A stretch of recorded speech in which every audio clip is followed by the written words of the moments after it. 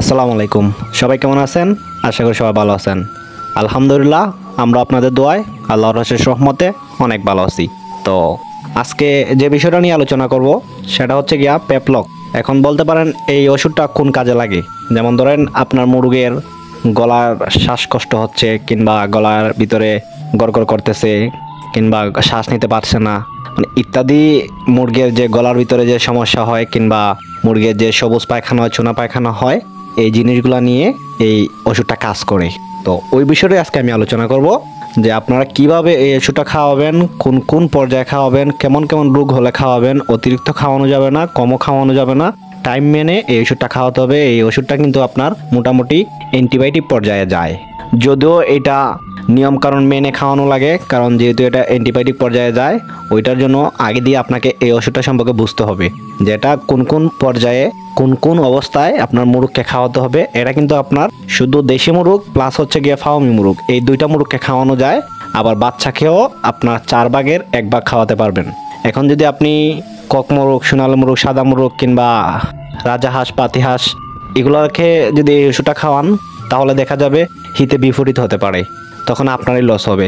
So আগে দিয়ে বুঝবেন কোন ওষুধটা কোন মুরগকে খাওয়ানো যায়, কোন হাঁসকে খাওয়ানো যায়, এই জিনিসটা বোঝার পর তারপর আপনারা প্রয়োগ করবেন। আর মুরগকে যদি খাওয়ান, তাহলে আপনাদেরকে বুঝতে হবে কতটুকু পরিমাণে দিতে হবে। বেশি হলে বেশি দিবেন, কম হলে কম দিবেন। তো এই ওষুধটা হচ্ছে কি আপনার প্রতি 1 লিটারে 1 গ্রাম করে দিবেন।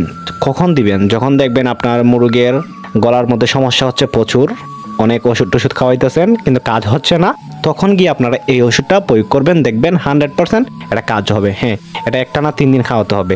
যদি 3 দিন খাওয়ান, আপনার মুরগের যদি গলার ভিতরে এই সমস্যাটা থেকে থাকে, কিংবা গলার ভিতরে অনেক সময় অনেক ব্যাকটেরিয়ার কারণে মুরগির অনেক সমস্যা হয়, যেমন ধরেন দেশি মুরগ কিংবা ফার্মি মুরগ, তো এই ওষুধটা যদি তখন খাওয়ান একটানা 3 দিন, দেখবেন এই ওষুধটা সাথে সাথে ফলন দিবে ইনশাল্লাহ। তো ওইটা দিনে 1 বার খাওয়াবেন, 2 বার খাওয়ানোর চেষ্টা করবেন না। আর আমি কিন্তু এই নিয়মগুলো কিন্তু বলতেছি, আপনার হয় দেশি মুরগ আর নয় ফার্মি মুরগ। আপনারা যদি এই 2 মুরগ ব্যতীত অন্য কোনো মুরগকে খাওয়ান, ওইটা আপনাদের ব্যাপার। লস হলো আপনারা বুঝবেন, লাভ হলো আপনারা বুঝবেন। তো আমার উপরে কোনো দায়ভার যাতে না আসে। অনেকে বলতে পারেন যে ভাইয়া আপনার পরামর্শ নিয়ে আমি এই কাজটা করছিলাম, এখন আমার এই ক্ষতি হয়েছে। সো ওইটার জন্য আমি আগে থেকে আপনাদেরকে সতর্ক করে দিচ্ছি। আর দ্বিতীয়ত হচ্ছে গিয়া, এই ওষুধটা আপনারা দেখবেন চুনা পায়খানা কিংবা সাদা পানি কিংবা সবুজ পানি, এই সবুজ পায়খানা করলে পরে মানে অনেকে ঘাবড়াই যান যে কি হয়েছে, মানে অনেকে মনে করেন যে এটা কি এই রানীক্ষেতের লক্ষণ। আমিও নিজেও জানি, কারণ প্রথম অবস্থায় যখন সবুজ পায়খানা করতো, আমি তো এগুলা ভালো করে চিনতাম না, আমি ভাবতাম কি এটা রানীক্ষেতের লক্ষণ। তো ওইটা নিয়ে অনেক চিন্তিত থাকতাম।